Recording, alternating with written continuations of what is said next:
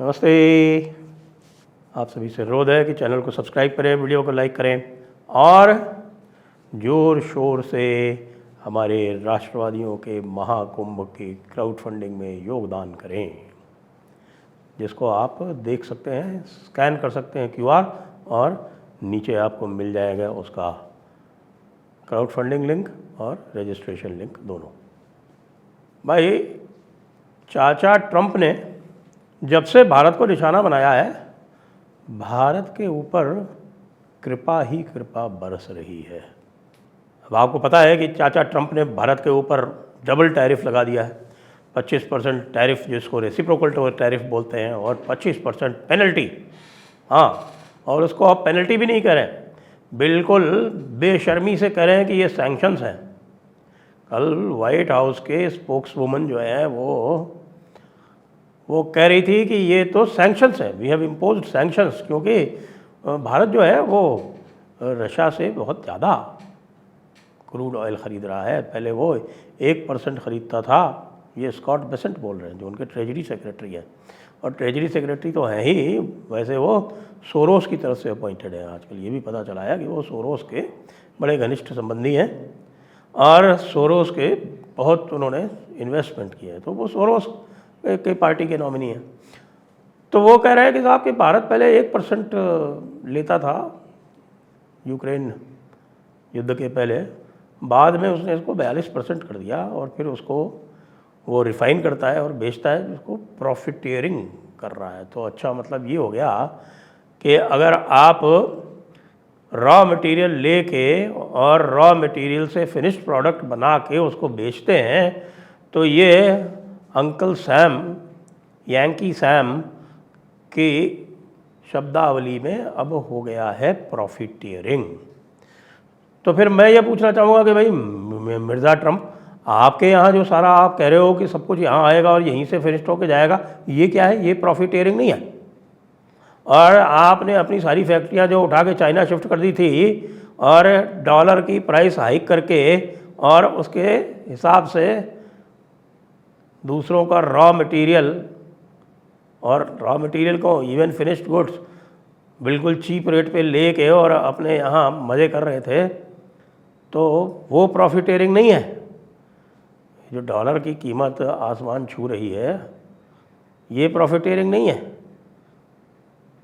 यानी कि चाइना ने तो एक इकोनॉमिक पेपर भी डाला था, उसमें कहा था कि साहब कि जो हमको लगता है एक $100 का एक बिल छापने में इनको केवल 30 सेंट्स लगते हैं, और 30 सेंट्स में ये हमारा $100 का रियल जो गुड्स है वो ले लेते हैं। तो ये प्रॉफिटियरिंग नहीं है अंकल सैम। आपकी ये जो छद्म शब्दावलियाँ हैं उनसे कोई अब इम्प्रेस नहीं हो रहा। क्यों? क्योंकि रशिया, जिसकी आजकल आप हाथ पैर जोड़ रहे हैं कि भाई किसी भी तरह से ये युद्ध समाप्त करवा दो यूक्रेन वाला, जिससे कि मुझको नोबेल पीस प्राइज़ मिल जाए, वो आज खुल के सामने आ गया। और खुल के सामने आने के बाद में रशिया की तरफ से ये स्टेटमेंट आ गया कि भाई ऐसा है कि ये जो कुछ भी ये कर रहे हैं टैरिफ के रूप में, जो भारत के ऊपर ये लगा रहे हैं एक्स्ट्रा टैरिफ, पीनल टैरिफ, ये बिल्कुल गलत है और अनरीजनेबल है। डिप्लोमेटिक शब्दावली में कहें तो उन्होंने इसकी पूरी तरह से भर्त्सना कर दी। डिप्लोमेसी में तो ये कहते हैं अनरीजनेबल, इर्रेशनल, ये इसका मतलब होता है कि we condemn what you are doing. और बात यहीं तक नहीं रही, उन्होंने ये भी कह दिया कि भाई हम अब 5% डिस्काउंट देंगे, हमारा जो क्रूड है उसके ऊपर 5% डिस्काउंट देंगे। भारत हमारा क्रूड ख़रीदना बंद नहीं कर रहा है।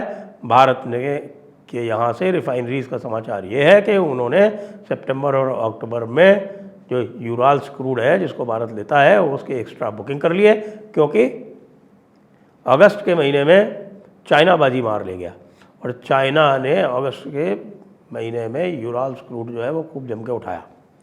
तो यूराल्स क्रूड बड़ी डिमांड में है और 5% का कंसेशन का मतलब होता है कि लगभग $60 का यदि प्राइस है इस समय, जो यूराल्स क्रूड है वो $60 के आसपास चल रहा है, तो $100 उनका पूरा का पूरा $3 का कंसेशन मिल गया भारत को। ये सरकारी अनाउंसमेंट हो गया, ये सरकारी अनाउंसमेंट हो गया। अभी तक इनफॉर्मल होता था, रिफाइनरी टू रिफाइनरी बात चलती थी, अब ये कमिटमेंट हो गया रशिया का। और रशिया ये भी कह रहा है कि 90% सेटलमेंट नेशनल करेंसीज में हो रहा है।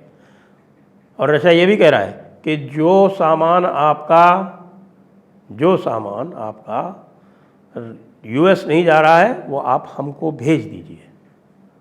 और जानते हैं क्यों कह रहा है? वो भी बड़ी इंटरेस्टिंग बात है, क्योंकि रुपी रूबल ट्रेड, आपको पता है रुपी रूबल ट्रेड हो रही है इस समय। तो रुपी रूबल ट्रेड में क्या है कि भारत इतना सारा क्रूड खरीद रहा है, इस समय $70 बिलियन का ट्रेड है भारत और रूस का, और ये नंबर 3 पे है। यानी नंबर 1 पे अभी तक जो था वो यूएस था, वो डाउन हो जाएगा, उससे थोड़ा कम चाइना था। यूएस का लगभग $130 बिलियन था और $115 बिलियन लगभग चाइना का था, और $70 बिलियन रशिया का था। लेकिन इस $70 बिलियन में एक तरफा था मामला, यानी $65 बिलियन भारत खरीद रहा था रूस से और $5 बिलियन भारत एक्सपोर्ट कर रहा था। अब ये $65 बिलियन चूँकि नेशनल करेंसीज में भारत में जो उनको रुपी दे रहे हैं उसका उनको उपयोग करना है। तो उपयोग कैसे करेंगे? उपयोग करेंगे भारत से इंपोर्ट करके। भारत से इंपोर्ट क्या करेंगे? वो सामान जो जा रहा था यूएस, खासतौर से टेक्सटाइल इत्यादि, जिन पे फ़र्क पड़ा है वो ये है, टेक्सटाइल्स है, जेम्स एंड ज्वेलरीज है, क्योंकि जो पर कैपिटा इनकम है सोवियत यूनियन की वो अच्छी खासी है। ठीक है, यूएस जितनी नहीं है, लेकिन $30,000 पर कैपिटा के ऊपर है। तो इस सब में भाई साहब हमारे जो अंकल साहब हैं उनका क्या होगा? वो तो सोच रहे थे कि हम भारत को पनिश कर देंगे, भारत जो है वो घुटनों के बल चल के आएगा, हमसे माफ़ी मांगेगा। वैसे भी गुंडागर्दी कर रहे हैं पूरी तरह से। उन्होंने एक वो नार्को फोर्स बना दी है कि साहब कि जहाँ जहाँ जो है वो कार्टेल्स हैं, ड्रग कार्टेल्स हैं, वो उसके ऊपर अमेरिका हमला करेगा, अपनी फ़ौजें भेजेगा। वैसे अमेरिकन फ़ौजों का रिकॉर्ड बहुत अच्छा नहीं है। आपको यदि याद हो कि 4 जुलाई जो उनका नेशनल डे होता है, उसके दिन जब परेड हुई थी 4 जुलाई को आर्लिंगटन में, तो उसमें जो वो तोंदुए अनफिट टाइप के जो फौजी जो परेड कर रहे थे और जिस तरह से कर रहे थे, वो दिखा रहा था कि अमेरिकन फ़ौज की जो कैपेसिटी है, जो अमेरिकन फ़ौज की फ़िटनेस है, जो लड़ने की क्षमता है, वो अब टेक्नोलॉजी तक ही सीमित रह चुकी है। इनके जो ज़मीन पे लड़ने वाले फ़ौजी हैं वो बिल्कुल बेकार हैं। आपने अफ़गानिस्तान में देख लिया, उसके पहले वियतनाम में देख लिया, सीरिया वगैरह में भी देख लिया। सब जगह ये पूरी तरह से असफल साबित हुए। अगर इनके पास एयर पावर नहीं हो और सुपीरियर वेपनरी नहीं हो तो ये कुछ भी नहीं कर सकते। ये यूक्रेन वाले युद्ध में भी सिद्ध हो गया कि इनकी जो सुपीरियर वेपनरी है उसकी भी जो प्रोडक्शन कैपेसिटी है वो लिमिटेड है। वो रूस का ही मैच नहीं कर पा रहे। रूस इस समय जो प्रोडक्शन कर रहा है अपनी वेपनरी का, वो नेटो और यूएस के 6 गुना है। उनको दोनों को मिला के 6 गुना है। और नेटो के पास क्या है? नेटो के पास कुछ भी नहीं है। उनकी जो सबसे बड़ी सेना है वो ब्रिटेन के पास है, वो है 70,000। आप भी सोचेंगे भाई कि ये ब्रिटिश एम्पायर कैसे ये चलाते थे, और ब्रिटिश एम्पायर ने वर्ल्ड वॉर 2 कैसे जीत लिया। तो वर्ल्ड वॉर 2 ब्रिटिश एम्पायर ने पूरी तरह से भारतीयों के बल पे जीता था। भारतीयों का मोबिलाइजेशन था। 2.5 मिलियन फौजी यानी 25 लाख फौजी भारत से गए थे, और उनका जो रिक्रूटमेंट हुआ था तो वो पूरी तरह से वॉलंटरी भी नहीं था। टारगेट्स दिए गए थे उस समय विलेज हेड्स को, सरपंचों को, प्रधानों को, उनको सबको टारगेट दिए गए थे। और ख़ास तौर से जो पंजाब था, पहले जो ब्रिटिश पंजाब था पूरा का पूरा, यानी इसमें आज का पाकिस्तानी पंजाब भी है, और भारत के उसमें इसमें 3 प्रदेश हैं, यानी कि पंजाब, हिमाचल और हरियाणा। इनमें तो विशेष तौर से टारगेट दे के रिक्रूटमेंट किए गए थे। तो इस आप कह रहे हैं कि ये जो फाउंडेशन ऑफ सैंड है, इसके ऊपर अमेरिका सोचता है कि वो अपनी दादागिरी चला लेगा या अपनी गुंडागर्दी चला लेगा, वो तो संभव है नहीं। जो भी इकोनॉमिक इफ़ेक्ट आना था वो मीट आउट हो जाएगा, और मीट आउट किस प्रकार से हो जाएगा और क्यों हो जाएगा वो हमसे अच्छी तरह से मार्केट्स जानते हैं, मार्केट्स के ऑपरेटर जानते हैं। वो मार्केट में बुल फेज आ गया, एक जीएसटी का अनाउंसमेंट किया और भारत की पूरी जो इंटरनल मार्केट है वो चार्ज अप हो गई, क्योंकि भारत जो है वो एक्सपोर्ट पर डिपेंडेंट नहीं है। आखिरकार भारत का एक्सपोर्ट है ही कितना?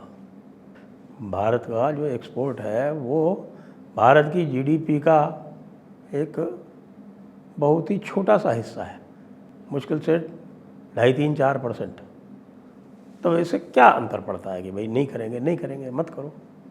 रूस ने भारत की आर्थिक शक्ति को एक और बड़ा संबल दिया है। जय हिंद, जय भारत, वंदे मातरम।